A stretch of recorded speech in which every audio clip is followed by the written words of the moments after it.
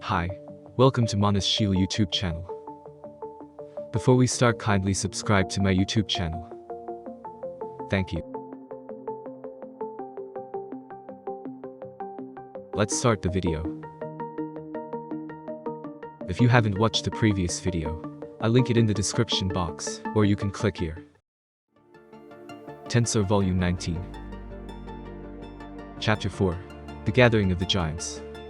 Masayuki's Power.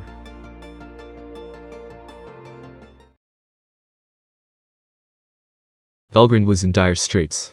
She had said she would protect Masayuki no matter what, but Feldway was not so naive as to allow her to do so.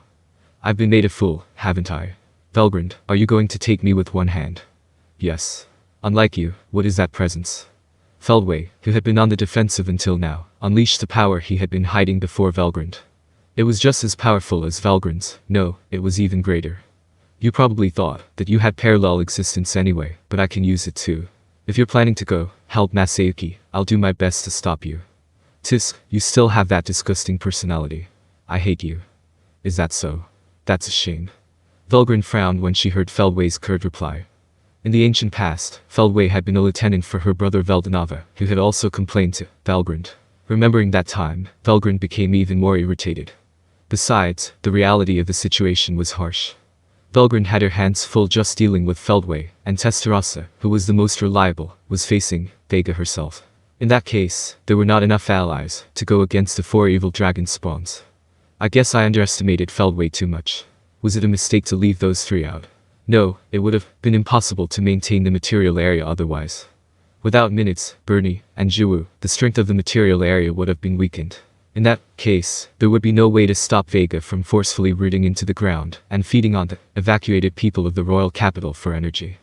Therefore, Valgrind's orders were not wrong, but she was worried that she might have made the wrong choice because she cared about Masayuki the most. The only people who could protect Masayuki were Moss, Tensura's confidant, and the Saint Hinata. She didn't think they'd be able to stop the 4 evil dragon spawns, so Valgrind's mind grew impatient. By the way, to take on 3 at the same time, you can't do it.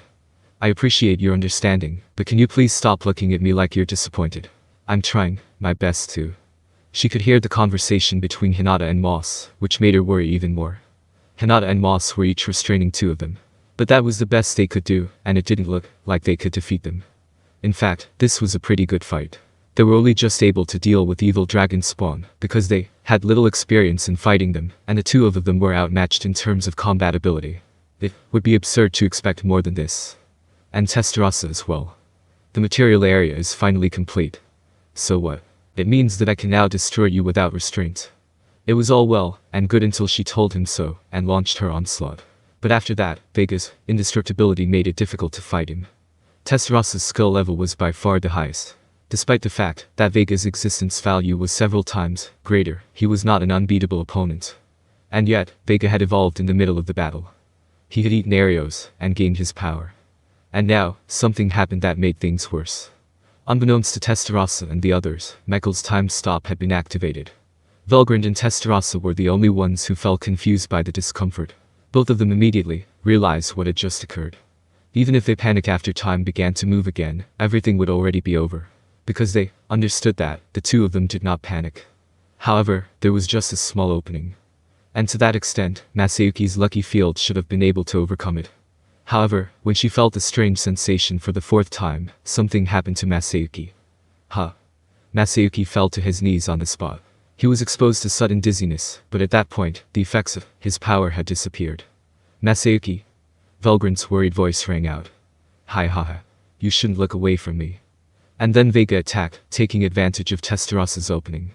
Hinata and Moss were in a difficult situation as well, because the good luck had worn off when they had already been struggling. Masayuki's collapse was enough to put them all in a desperate situation. Then came the worst moment of all. Valgrind's attention turned to Masayuki, and she exposed an opening that she shouldn't have. Feldway was not so naive as to let this go unnoticed. It's my victory. Feldway shouted, his sword piercing Valgrind's chest.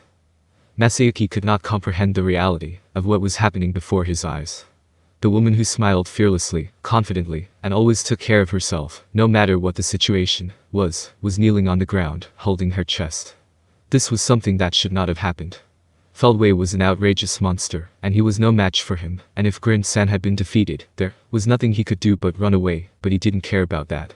Masayuki reconsidered what his heart was feeling, and looked once more. Intense rage. From the top of his head to the tips of his toes, he found himself feeling a rage running through his entire body, threatening to burst out. Bastard, what the hell are you doing? A quieter voice than expected spilled out of Masayuki's mouth. Feldway reacted to it. You're the real deal, but just wait a minute. In any case, I'll destroy Valgrind once and for all here. He couldn't finish his sentence. I asked you what the hell you were doing to my woman. This was because Masayuki had stepped in at an unnoticeable speed and struck Feldway in the side with his rapier. This gem had been forged by Kurobe's hands, mainly to reduce weight and increase strength, and was a unique grade product. However, there was no way he could just carelessly hit an enemy protected by mythical grade armor and be safe. The weapon was shattered into pieces by the blow. But Masayuki didn't care. Ignoring Feldway, who took a step back in surprise, he picked up Valgrind. Masayuki. You're safe now, so don't worry. No, it can't be. I'll take care of the rest. Rest well, Grind. Ah. Tears spilled from Valgrind's eyes.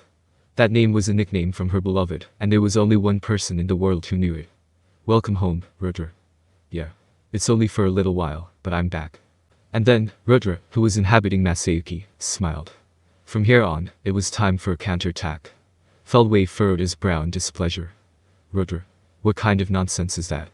Ha. Feldway, I'll be the one to deal with you, but it looks like the others are having a hard time too. I'll give them a hand. Come now, Gran, you too, Damrada. Space-time flickered, as if in response to Rudra's call. Completely ignoring the material area, two figures were summoned there. Well. I've spent beautiful days with Maria, but you're a harsh master even after your death. Complained the first person summoned, a man with blonde, rather than white hair. Then, with a sharp, eagle-like gaze, he smiled. Hinata, my unworthy apprentice. It's a pity that you, the most talented of all the people I've worked with, have yet to become a hero. When Hinata was told this, she was astonished to think of that person's name. It can't be, you're. I couldn't show you then, so I'll show you now. Let me see what you can do. Master Granbell. He was too young to be her master, but it was definitely Granbell Rosso. Granbell had returned to this land in his best, most powerful form. Come, Truth. Granbell called out to his beloved sword. The longsword Truth, which had been stored in subspace, appeared in Granbell's hand without losing its mythical grade glow. And the next moment, an overblade, casually sliced one of the evil dragon spawns into dust. No way. As if to ridicule Hinata's struggles, Granbell's victory was too easy. The man who had been called after Granbell knelt down before Rudra. Your Majesty, you have awakened from your long sleep, I am so very pleased. Rudra looked at Damrada in exasperation. You're stubborn, Damrada, did you always have that kind of personality? Ah, I missed you, my friend.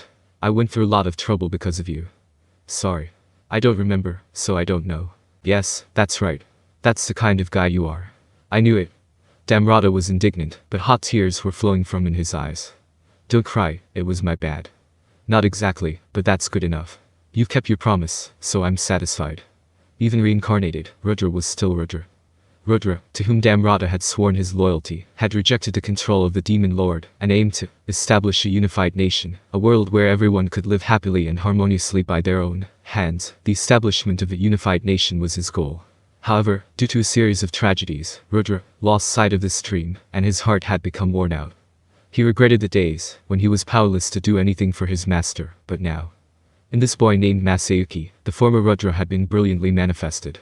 The sight of his old master was enough to make Damrada happy. Is that so? I still feel like I'm in the middle of a dream. Well, dreams do come true, if you don't give up, don't they? If it's me, yeah. Fufufu, if it's Rudra-sama, apparently.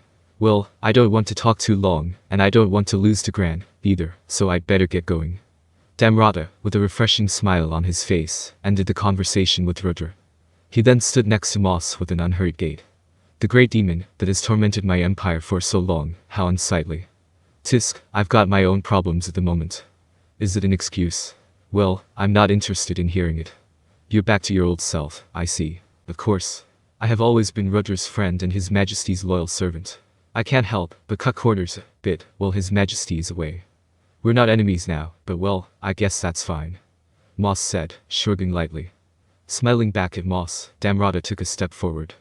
Now then, let's get this over with. As soon as Damrada said this, he crouched down into a cat-legged stance.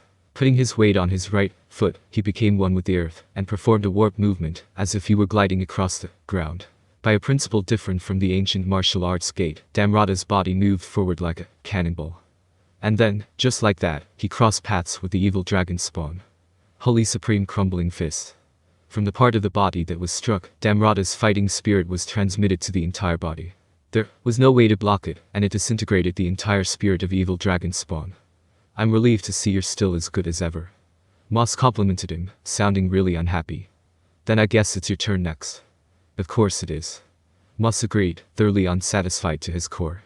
Moss was reminded of his old troubles, and bitter memories at the sight of his adversary still alive and well. But for now, he could only do what he had to do. Moss hated defeat. It was fine if he only lost, but he absolutely hated to be blamed for it by his horrible boss, Tensura. That alone was unacceptable, so he focused on how to fight without losing. This time, he had judged that he could not win immediately. That's why he was trying to bide time, but if there was only one opponent, that was a very different story. If it's only one, then I can win. While muttering to himself, he decided to show off his serious mode for the first time in a long time. He gathered the tiny clones that he had scattered in the air and returned to his true form. What emerged was a beautiful man with silver hair and blue eyes. He was the Grand Duke of Hell, second only to the Primordials. That was Moss. With the growth of his master Tensura, Moss himself was growing more powerful every day. The value of his existence has surpassed the 1,079,397 ep reported to Tensura, and he had now reached 1.5 million. Moreover, in his hands were a countless number of chakrams, the infinite loop. At the same time as Moss was evolving, the infinite loop had also reached the mythical grade level. The current Moss, who had completely taken in the power of the infinite loop, had reached an existence value of 2.5 million, surpassing that of the evil dragon spawns. If such a Moss were to get serious. Now you die, Infinite Eater. As soon as Moss activated the technique, his body shuddered. He became transparent and fragmented, enveloping the evil dragon spawn. Guja. Looking at Moss with emotionless eyes, and then finding himself unable to move, the evil dragon spawn was baffled by its inability to carry out its orders. But that would only be for a short time. Moss's attack was a dark magic that used his own body as a medium, and it also had the characteristics of a technique with the effect of his unique skill collector. Its effect was to absorb the same amount of energy as himself. In other words, the amount of magicule in Moss's body was directly converted into attack power, and, although it had the disadvantage of not being able to be used again until the absorbed energy was sublimated, the Infinite Eater was his strongest attack at the moment.